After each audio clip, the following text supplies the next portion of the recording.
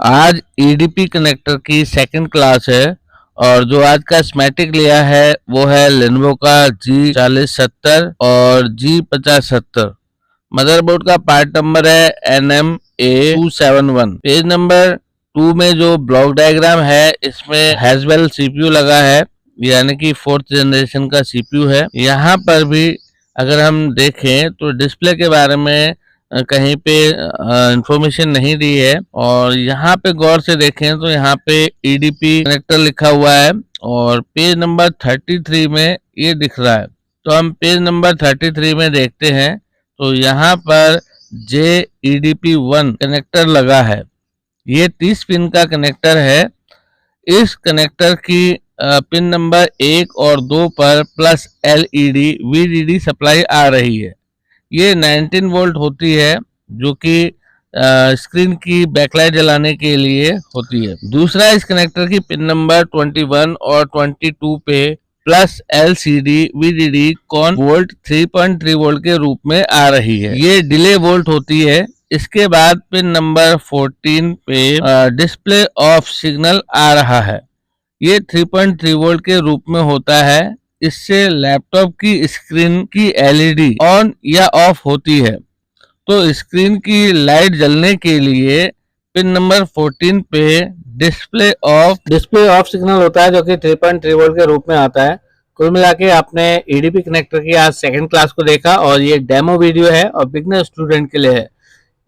इस क्लास में आपने देखा कि LVDS कनेक्टर और ईडीपी कनेक्टर में क्या फर्क होता है।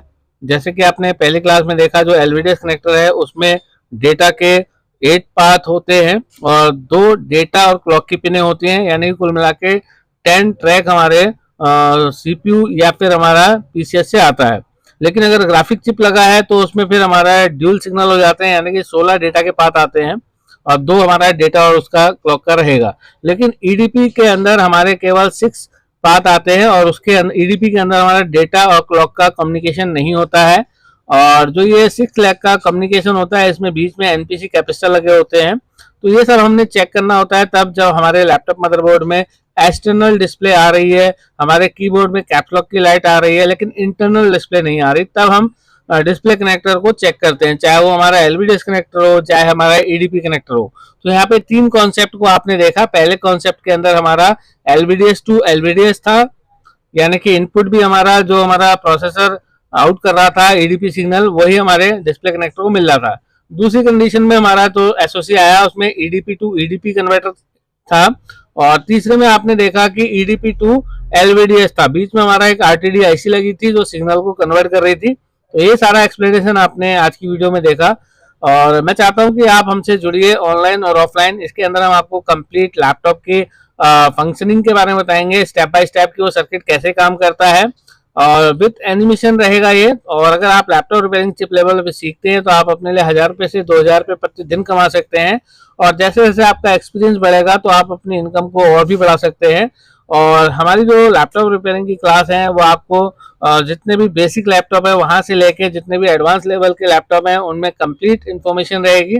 और जब आपका ये सर्किट कंप्लीट हो जाता है, स्कीमेटिक एक्सप्लेनेशन कंप्लीट हो जाता है, तो आपको जो एसओसी है उसकी रिवॉल्विंग करनी सिखाई जाएगी बीजे मशीन के थ्रू, कैसे उसको हमने रिप्लेस करना है, पीसीएस को कैसे रिप्लेस करना है, ग्राफिक्स को कैसे रिप्लेस करना है और बॉल कैसे बनानी है, वो सब आपको इन वीडियो में मिलने वाला है। तो ज़्यादा से ज़्यादा चैनल में जुड़िए, चैनल को सब्सक्राइब कीजिए और बिगनर स्टूडेंट हमसे जुड़िए। थैंक यू, धन्यवाद। तो आप डिस्प्ले की डेटा शीट को निकाल के उसे देख सकते हैं, चाहे वो 30 पिन की डिस्प्ले हो या 40 पिन की डिस्प्ले हो, उन सभी में हमेशा जो पिन डिटेल्स है वो कॉमन रहेंगी। तो उनको डिस्प्ले से मदरबोर्ड में ट्रेस करके आप पता लगा सकते हैं कि कौन सी पिन किस काम के लिए है। तो ये आपने नोट करना है अपने लिए। उम्मीद करता हूँ वीडियो आपको पसंद आई होगी। वीडियो को रिपीट करके देखते रहिए, थ्योरिकल नॉलेज अच्छे से लीजिए और उसको प्रैक्टिकल में अप्लाई कीजिए।